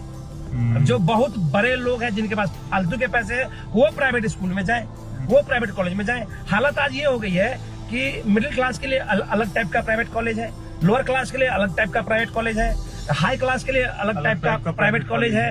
अब वो हाई क्लास वाला प्राइवेट कॉलेज वाला को तो कुछ रास्तों निकल जाता है, और मिडिल क्लास और अथी वाला 80,000, 90,000, 1 लाख, 1.5 लाख देके जो इंजीनियर बनता है, बाद में जाके मोटर मैकेनिक हो जाता है। वो कहने के लिए इंजीनियरिंग की डिग्री लिया और ITI से भी बेकार उसकी जिंदगी हो जाती है। भारतवर्ष का सर्वे है कि आप अगर देखें तो लोग इंजीनियरिंग का डिग्री ले लेके 8,000, 10,000 की नौकरी के लिए रोड पे। सर इसी मुद्दे पर राजनीति हम आगे बढ़े, तो कई सारे जो बड़े कॉलेज हैं, इंजीनियरिंग कॉलेज, मेडिकल कॉलेज, या जो भी बड़े सारे प्राइवेट यूनिवर्सिटीज हैं, उस प्राइवेट यूनिवर्सिटी के यदि हम ऑनर को देखें कि उस प्राइवेट यूनिवर्सिटी के ऑनर कौन है, तो कोई बहुत बड़े नेता होंगे या फिर कोई बहुत बड़े ब्यूरोक्रेट होंगे जो हमारे ही वो सब पैसा का चक्रव्यूह है जी, वो इनकम का चक्रव्यूह, सोसाइटी को बदलने का सिनेरियो नहीं है मेरा हिसाब है। हो सकता है उनके पास अलग तर्क होंगे कि नहीं मेरा हम सोसाइटी को बदलने का। लेकिन आपने जहाँ तक की बात की सर कि आप शिक्षा के क्षेत्र में इसलिए आए क्योंकि आप शिक्षा के माध्यम से समाज में परिवर्तन लाना चाहते थे। हाँ बिल्कुल। लेकिन आप बहुत हद तक अपने क्षेत्र, मेरे साथ खुद चीटिंग हुई थी, मुझे लगा था कि ये गलत है जी, मेरे बच्चे के साथ आपने धोखा दिया, नहीं ये प्राइवेट स्कूल का मतलब ये नहीं होता है, मैं दूसरा खोल के दिखा दूंगा। आपने छोटे स्तर पर अपने गाँव में, अपने तहसील में बदलाव लाने की कोशिश की और आपने बदलाव बहुत हद तक लाया भी। लेकिन अब आप यदि बड़े स्तर पर बदलाव और परिवर्तन की बात करते हैं, हम लोगों ने शिक्षा के क्षेत्र में कैसे परिवर्तन लाया जा सकता है, इस क्षेत्र की दिशा में यदि प्रयास किया जाए तो आप इसको कैसे करना चाहेंगे? क्या इसके लिए राजनीति में आना होगा? हाँ, नहीं, 2 बातें। एक बात कि थोड़ा सा मैं अपने बच्चों का चैप्टर क्लोज कर दूं। आज मैं अपने बच्चों को देखता हूँ, 5-7 बैच मेरे यहाँ से निकल चुका है, 10th +2, बहुत सारे लोग मेडिकल, बहुत सारे इंजीनियरिंग, बहुत छोटी सी उम्र है हमारी, 9-10 साल की एजुकेशनल कैरियर है, बहुत लंबा मैं इसका पौधा नहीं हूँ, लेकिन संतुष्ट नहीं, महासंतुष्ट आप हमको बोल सकते हैं। और भगवान की कृपा से बीच में ऐसा हुआ कि जब हम अपने बच्चों को मेडल और ट्रॉफीज और सर्टिफिकेट से नवाजे जा रहे थे, उनको मोटिवेट किए जा रहे थे, you are the best, you doing well, ये जब करते थे मुझे नहीं पता था कि मेरे लिए भी इनकी एवज में मेरे को भी सर्टिफिकेट और मेडल्स मिलने शुरू होंगे। इस क्रम में थैंक गॉड कि मैं दिल्ली में 2016 में राष्ट्रीय शिक्षा रत्न अवार्ड से नवाजा गया। फिर कॉमनवेल्थ यूनिवर्सिटी के थ्रू मैं वो डॉक्टरेट से नवाजा गया और बैंकॉक में एक अवार्ड से नवाजा गया। और फिलहाल जहाँ तक अब ये सब मेरे जीवन का छोटी छोटी उपलब्धि रही, जो सारी उपलब्धियों का श्रेय मैं अपने बच्चों को देता हूँ। अपने बच्चों मतलब अपने समाज के बच्चों को। हाँ, बहुत लोग अपने बच्चा मतलब शिव माधव समझ लेता है। नहीं, मेरे स्कूल में सभी जानते हैं कि मेरा बच्चा और हमारा बच्चा में अंतर है जी। तो उन बच्चों को श्रेय देता हूँ। और अल्टीमेटली जो आपने बताया कि सोसाइटी में इसके लिए क्या होगा, तो मेरे पास पिछले 4 सालों में काफी दफे ये प्रेशर आई। जहाँ तक शरद तुम्हारा प्रश्न है कि सोसाइटी में शिक्षा का सीन बदलने के लिए पॉलिटिक्स या कुछ भी, या क्या विस्तार कॉलेज का या यूनिवर्सिटीज का, तो मेरे पास बहुत सारा उपाय था। मेरा सिर्फ पहले मैं जब नया था तो मैं ये सोचा करता था कि मैं इसका फ्रेंचाइजी खोलूंगा, मैं मधुबनी में भी खोलूंगा, मैं घोड़ा में भी खोलूंगा। मुझे लगता था कि सोसाइटी में जगह जगह जाके मैं बहुत सारा काम करूंगा, तो नहीं, फिलहाल मेरा सिर्फ ये सपना है कि मैं ऐसे खोलते खोलते मर जाऊंगा, सोसाइटी को परिवर्तन नहीं हो पाएगा। मैं एक बहुत बड़ा शिक्षा का वो माफिया बन जाऊंगा या बहुत पैसा कमाने लगूंगा, लेकिन उससे शायद सोसाइटी का परिवर्तन न हो। तो मेरी सोच फिलहाल ये रही कि नहीं, बस एक जो फुलप्रास में संस्कार भारती ग्लोबल स्कूल है, उसी एक छत के नीचे केजी से लेके पीजी तक की पढ़ाई हो। मेरा एकमात्र सपना ये है, जो हम आने वाले 2-4-5 सालों में पूरा करेंगे। केजी बोले तो किंडरगार्टन आप यहाँ शुरू करो, और मैं अभी हमें 10+2 तक हम पढ़ाते हैं बड़ा शानदार तरीके से। नहीं, आफ्टर द 10+2 हम एक ग्रेजुएशन, पोस्ट ग्रेजुएशन में पीजी तक की बात कर रहा हूँ। तो केजी से पीजी तक की पढ़ाई होगी, और वहाँ दूर दराज के बच्चे भी पढ़ने आएंगे। हम एक विशाल सा कैंपस देंगे या स्टेडियम हो, जो एक जगह। और उसके बाद जो मेरी सोच है कि अगर इस सीन को बदलना है तो एक संस्कार भारती पूरे सोसाइटी में परिवर्तन नहीं ला सकता है। आप पॉजिटिव माइंडसेट से आप इस बात को बोल के बहुत आप हमारा पीठ ठोक सकते हैं, आप हमको बोल सकते हैं, लेकिन नहीं, प्रैक्टिकली ये नहीं संभव है। तो बेहतर क्या है कि ऐसे लोग जो सारे संसाधनों का या देश के टैक्स से या देश के टैक्स पेयर्स के पैसों का गलत इस्तेमाल करके प्लानिंग में शिक्षा को नेस्तनाबूद कर रहे हैं। देखो सर, मैं कई दफे अपने मीटिंग में बोलता हूँ कि poverty and the literacy is not by default of the God. It's a beautifully driven by the leaders and the government. Exactly. ये सिंपल इस बात को समझिए। अगर किसी आदमी को ये कंफ्यूजन है कि हम गरीब हैं इसलिए चूंकि भगवान ने हमको गरीब बना दिया, हम अशिक्षित हैं इसलिए कि चूंकि हमको भगवान अशिक्षित बना दिया, तो ये बिल्कुल फेक थ्योरी है। थ्योरी ये है, ये सोसाइटी के लीडर्स, ये मैंने बचपन से देखा है, अपने घर से देखा है।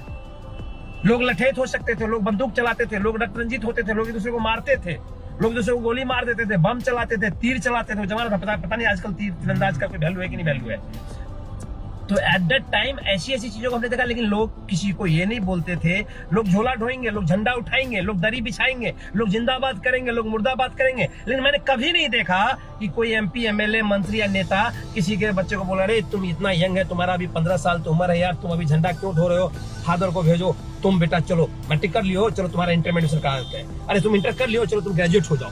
कभी मैंने नहीं देखा। तो इस सीन को बदलने के लिए आपको चोट करनी पड़ेगी सत्ता पे, और इसके लिए पॉलिटिक्स बहुत जरूरी है। ये मेरी सोच है। और उसी सोच के तहत मैं पिछले आपको जानकारी दे दूं एक बात, कि मैंने 2018 में संस्कार शाला करके एक यूनिट खोला, जिसके तहत मैंने करीब 49 जगहों पे दलित बस्तियों में पहुंच के जो स्कूल नहीं जा पा रहे उन लोगों को फ्री ऑफ कॉस्ट किताबें मुहैया कराई। और उसी गांव का, उसी दलित बस्ती से एक लड़की टीचर या लेडी टीचर जनरेटर, जिसको 1000-1500 रुपए का मानदेय देके उन लोगों को पढ़ाने के लिए रिक्रूट किया। बाद में किसी वजह से उसमें कुछ अनियमितताएं आ गई, चूंकि मैं उसको वो नहीं कर पाया, क्या बोलते हैं, नियंत्रित नहीं कर पाया, तो मुझे छोड़ना पड़ा। तो मैंने ये पिछले, आप देखेंगे मेरा 18-19 जनचेतना क्रांति मंच, डॉक्टर विजय रंजन फैंस क्लब और संस्कार शाला मेरे पर्सनल वॉल पे, तो ऐसी ढेर सारी आपको फोटोज वीडियोज मिल जाएगी कि मैंने ऐसा काम किया है। तो लेकिन वो उसमें मैं सफल नहीं हो पाया। और उस तरीके से आप सिर्फ लोक लुभावन तरीके से अपने आप को फेमस कर सकते हैं। बड़ा मैं कड़वा बात बोल रहा हूँ, बहुत सारे लोगों को बुरा लग सकता है। हाँ। उस तरीके से आप समाज को बदल नहीं सकते। क्योंकि अब मैं जब देखता हूँ उस बच्चे का गोदी, एक छोटे से गरीब बच्चे का गोदी में फोटो आज भी मेरे साथ दिखता है, लेकिन क्या उस बच्चे की जिंदगी बदली? 3 साल तो हो गया, आज भी वो बच्ची शायद वही होगी। हो सकता है बच्ची 4 साल की थी, अब 7 साल की हो गई हो, लेकिन उसके जिंदगी में क्या परिवर्तन आया? तो उसके जिंदगी में परिवर्तन इस तरीके से नहीं आएगा, लोक लुभावन चीजों नहीं आएगी। हाँ ठीक है, हम कोशिश करते रहेंगे, हम फिर से संस्कार शाला शुरू करेंगे, हम फिर से बच्चों को छूट देंगे, हम फिर से बच्चों को पढ़ाने की कोशिश करेंगे, लेकिन ये परमानेंट विकल्प नहीं है। अगर समाज को परिवर्तन चाहिए तो इन लोगों को अपनी नीतियों में परिवर्तन करना होगा। अभी आप इसका दुर्भाग्य देख लो, एक छोटा सा कारण, न्यू एजुकेशन पॉलिसी। ये लोग यदि अपनी नीतियों में परिवर्तन ना कर पाए तो क्यों ना आज के युवा जो इनको परिवर्तित करते इनको परिवर्तित करते। अब देखो न्यू एजुकेशन पॉलिसी, जी। आपने देखा होगा बड़ी बढ़िया पॉलिसी है, अच्छी खासी पॉलिसी है। बोलते हैं कि अब 10th में बोर्ड नहीं होगा। जी। तो भैया स्मृति ईरानी जी, आपने 2014 में भी तो नहीं हो रहा था बोर्ड, 15-16 में तो बोर्ड नहीं हो रहा था 10th में। आपको पता हो या नहीं पता, हमारे बच्चे को CGPA दिया जाता था। सर नीतियाँ निर्धारित करने के लिए प्लान कहाँ है, योजना कहाँ है? योजना नहीं है। हाँ। और सबसे बड़ी चीज जो मैंने इस विधानसभा चुनाव में देखा है सर, कि लोग, जब मैं ग्राउंड पर जाता हूं तो लोग कहते हैं कि विकल्प का अभाव है। 15 साल लालू यादव को मौका दिए हैं, 15 साल राजद को मौका दिए हैं, लेकिन समाज का कोई, हमारे समाज के ही बीच का, हमारे समाज, हमारे बिहार का युवा अपने आप को विकल्प के रूप में साबित करता है। जैसे फॉर एग्जाम्पल उदाहरण के रूप में देखें तो अभी एक स्वच्छ छवि पुष्पम प्रिया चौधरी की है, जो पॉलिसी सब मेकर। ठीक है, आपको लग रहा है उसकी स्वच्छ छवि है, लेकिन मैं इसको भी तोड़ रहा हूँ जी। इसलिए कि आपने उसकी छवि देखी कब? अखबारों के थ्रू, सोशल मीडिया के थ्रू, जमीन पे उसकी क्या भूमिका है? उन्होंने पढ़ाई की है। नहीं ठीक है, तो ऐसे बहुत सारे पढ़े लिखे लोग हैं, आप भी बहुत सारे पढ़ लिख सकते हो। तो Does not matter। किसी न किसी को मेरा मौका सेंस देना नहीं, पड़ेगा मौका ना ऐसे सर, कैसे जो- दोगे आप? जो आप ये तो देखो कि पिछले 10 साल में देश में जाति और धर्म का संकुचन इतना बढ़ गया। अभी क्या आपको लगता है नीतीश कुमार से लोग खुश हैं? तो फिर पॉलिटिकल में मेरी बात सुनो, नीतीश कुमार से खुश है? नहीं खुश। छोड़ो पुष्पम प्रिया चौधरी को, छोड़ो डॉक्टर विजय रंजन को, छोड़ो जन चेतना क्रांति मंच को, मैं सिर्फ एक क्वेश्चन पूछ रहा हूँ, क्या नीतीश कुमार से लोग खुश है? क्या नीतीश ने बहुत बढ़िया काम किया? क्या बीजेपी ने बहुत बढ़िया काम किया? GST से लेकर नोटबंदी से लेकर हर चीज, देश में कुछ नहीं, क्या सिर्फ ढोल पीटता रह गया? समाज का एक हिस्सा खुश है, एक तबका खुश नहीं है। ठीक है, कुछ नहीं है। क्या तहसील लोग खुश है? क्या उस आदमी को कोई हक है? मैं कभी एक बार बोला था कि जिस दिन लालू यादव ने जिंदगी में राबड़ी देवी को मुख्यमंत्री का बनाया और उसको राजमाता का दर्जा दिया, वो बिहार के कलंक का बहुत बड़ा दिन था। तो लोग बोलते हैं आप ऐसा कैसे बोल सकते हो? मतलब यस, तो क्या तहसील ऐसा क्या है? वो युवा होने के नाम पे हम उसके मैट्रिक फेल पे बात नहीं करते, हम उसके वो बड़ी बात नहीं है। सचिन तेंदुलकर मैट्रिक फेल राज्यसभा का मेंबर है, मैं उसकी बात नहीं कर रहा हूँ। क्या उसके अंदर नेतृत्व का ऐसा कोई गुण दिखा? क्या कभी उसने कुछ साबित किया? तो क्या अगर ये 3-4 पार्टियों को छोड़ के क्या हर एक विधानसभा में कोई एक ऐसा आदमी नहीं होगा जो रियली योग्य होगा? चलो को क्या लोग उनको वोट देंगे? पॉलिटिकल लिटरेसी का यही तो अभाव है। हाँ, तो यही तो बात कर रहे हैं। हाँ, तो इसीलिए पहले जागरूकता, फिर व्यवस्था परिवर्तन। कैंडिडेट देने से नहीं बदलेगा। हम यदि नए ऑप्शन को नहीं चूज करेंगे सर, जो नया विकल्प हमारे पास आया है, तो फिर पॉलिटिक्स में एंट्री का ऑप्शन क्या बच जाता है? मैं वही एंट्री कैसे हो पॉलिटिक्स में? पहले जागरूकता, इसीलिए हमने नाम रखा अपने पार्टी का जन चेतना क्रांति मंच। पहले जागरूकता। आज भी आप बेनीपट्टी जाओ, हरलाखी जाओ, आप अपने जिला की अगर बात करो, आप कहीं पे भी जाओ, मैं यकीन दिलाता हूँ, मैं अभी सीन में नहीं हूँ, थोड़ा 2-4 दिन से एंगेज हूँ। मैं अभी कल परसों जब घर जाऊंगा तो हो सकता है मेरे को सीन आ जाए। मैं यकीन से कह सकता हूँ कि अगर वहां पे 15 लोगों ने नॉमिनेशन किया होगा तो उसमें से 1 या 2 आदमी जरूर कॉम्पिटेंट होगा। वाई उसको वोट नहीं मिलता है? नहीं देगा, लोग गाली देगा, सब कुछ करेगा, फिर जाएगा कि अच्छा हम ब्राह्मण हैं तो हम बीजेपी को देंगे, हम कोयरी हैं तो हम नीतीश कुमार को देंगे, हम ग्वार हैं तो हम ये हैं तो हम वो क्या बोलते हैं तेजस्वी को देंगे, मियाँ हैं तो हम इसको देंगे। कोई फर्क नहीं पड़ता है कि तेजस्वी बढ़िया आदमी है या खराब आदमी है, नीतीश ने अच्छा काम किया है नहीं किया। ये दुर्भाग्य है देश का, यही दुर्भाग्य। ये जाति धर्म के संकुचन से जब तक बाहर नहीं निकालोगे, और इसको निकालने की लंबी लड़ाई लड़नी पड़ेगी, भाषण से काम नहीं। आपने जन चेतना क्रांति मंच के बारे में बात की, तो इसकी शुरुआत आपने कब की थी और इसको यही डॉक्टर विजय रंजन फैंस क्लब का मैंने जब स्थापना किया तो हमने ढेर सारे मेडिकल कैंप्स लगाए, हमने ढेर सारे संस्कारशाला केंद्रों का संचालन किया, हमने बहुत सारा बाढ़ राहत से लेकर छोटी छोटी चीजों पे लोगों को मदद करनी शुरू की। और बाद में हम देखे कि इस तरीके से बदलाव नहीं होगा। मैंने भी आपको बताया कि संस्कारशाला मैंने खोला, ढेर सारे बच्चों को लिया। मेरी एक प्लानिंग थी कि हर सेंटर से हम 2 बच्चों को गोद लें जिसका मैट्रिक तक की पढ़ाई हॉस्टल में रख के करें, ताकि वो गरीब आदमी है, उसको पढ़ाई का कोई टेंशन भी नहीं हो और वो अपना कर ले। लेकिन जैसे जैसे आगे बढ़े तो हमने सिर्फ ये देखा कि हमें कोई देखने वाला नहीं है, लोक लुभावन चीजें हो जाएगी और हम करते रह जाएंगे। और सरकार में व्यवस्था, सीधी बात है, व्यवस्था परिवर्तन तब तक नहीं होगा जब तक सत्ता में बैठे लोगों का परिवर्तन नहीं संभव है, नहीं होगा। तो उसके चलते हमने सोचा कि चलो ठीक है, जन चेतना क्रांति मंच का गठन करते हैं। गुड लकली हमने जनवरी फरवरी में बड़ा शानदार तरीके से इसको लेके आगे बढ़ा, लेकिन मार्च में लॉकडाउन हो गया। मुझे पता नहीं, तथाकथित लॉकडाउन पे आज मेरा हम लोगों का टॉपिक नहीं है वो, नहीं तो मैं लॉकडाउन को खारिज करता हूँ सिरे से। मेरे मानना ही नहीं कि लॉकडाउन है कहीं पे कुछ भी। लॉकडाउन नहीं, कोरोना को मैं खारिज करता हूँ, लॉकडाउन तो ऑटोमेटिक खारिज है। जी सर। तो उस हालत में समझो एक प्रकार से जन चेतना क्रांति मंच की भ्रूण हत्या होते होते बची है। आजकल में चुनाव आयोग से मैं काफी लेट हो गया, मतलब जून में जब अनलॉक हुआ, जब चुनाव आयोग बैठना शुरू हुआ, शायद जिसका आपने नाम लिया पुष्पम प्रिया, उसका भी पार्टी उसी में फंसा हुआ है, हमारा भी फंसा हुआ है। और एक और सच्चाई बताऊं, अगर नहीं भी फंसा होता तो आप 1 साल 2 साल 5 साल का जमीनी संघर्ष किए बगैर अगर कोई भी पार्टी या कोई भी व्यक्ति सोचता है कि हम व्यवस्था या सत्ता में परिवर्तन कर देंगे, तो ये आप अपने मियाँ मुंह मिट्ठू है, आप खुश होइए, ये आप बहुत बड़ा पार्टी बनाते हैं। ऐसे ताली पीटने वालों के चलते ही राज्य अपना बर्बाद है। तो हमारा कहने का मतलब ये है कि जनचेतना क्रांति मंच का चाहे रीजन जो भी हो, लॉकडाउन हो, कोरोना हो या हम सक्षम न हो पाए हो, लेकिन हमारा संघर्ष इस चुनाव से लेके अगले चुनाव तक जारी रहेगा। और आज नहीं तो कल जनचेतना क्रांति मंच सामाजिक परिवर्तन लाएगी और इसके जरिए व्यवस्था और सत्ता का परिवर्तन करेंगे। यही मेरा जनचेतना क्रांति मंच का मोटो है। दोस्तों, ये थे हमारे साथ डॉक्टर विजय रंजन जी, जो मधुबनी जिले के फुलपरास जैसे सुदूर क्षेत्र में शिक्षा के माध्यम से समाज को